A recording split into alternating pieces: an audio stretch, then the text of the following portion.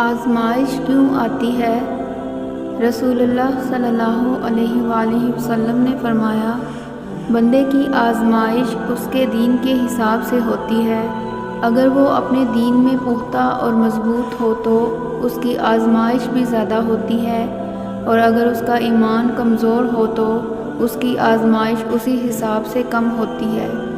بندے پر مسلسل آزمائشیں آتی رہتی ہیں، حتیٰ کہ وہ اسے ایسے پاک کر دیتی ہیں کہ وہ زمین پر چل پھر رہا ہوتا ہے اور اس کے ذمے کوئی گناہ نہیں ہوتا۔ جانتے ہو، تمہیں آزمائش میں ڈالنے سے پہلے وہ تمہیں آزمائش سے نکالنے کا وسیلہ بناتا ہے۔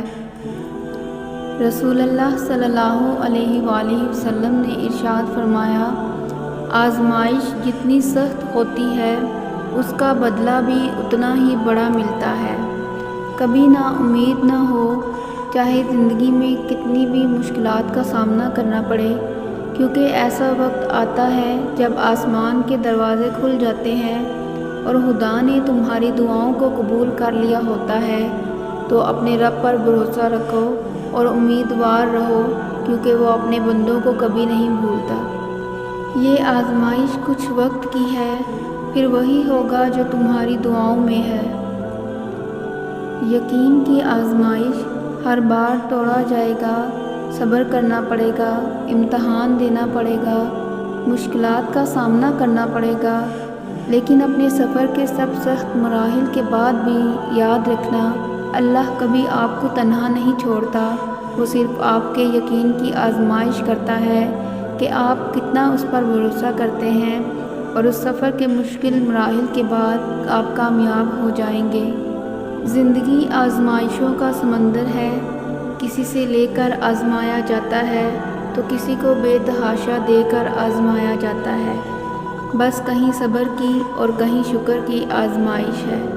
تکلیف تو واقعی بہت ہوتی ہے جب اذیت کے آگے دل بے بس ہو جاتا ہے اور ذہن الجھ جاتا ہے، جب روتے روتے رات گزر جاتی ہے اور پتہ ہی نہیں چلتا اور بنا سوئے دن نکل آتا ہے۔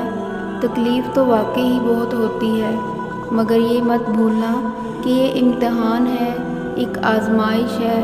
اللہ کی طرف سے آزمائش صرف وقتی ہے اس دنیا میں، اور جن سے وہ محبت کرتا ہے تکلیف اور آزمائش انہی کو دیتا ہے، اور جو لوگ اس امتحان میں ثابت قدم رہتے ہیں وہی لوگ اس کے محبوب بندے ہیں۔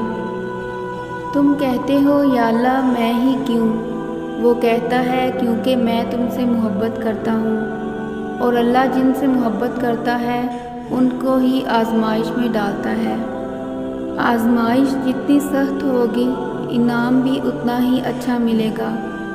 صبر کا امتحان، یہ آزمائش تمہارے صبر کا امتحان ہے، اور اس امتحان کا انعام وہ ہے جو تم اپنی دعاؤں میں مانگ رہے ہو۔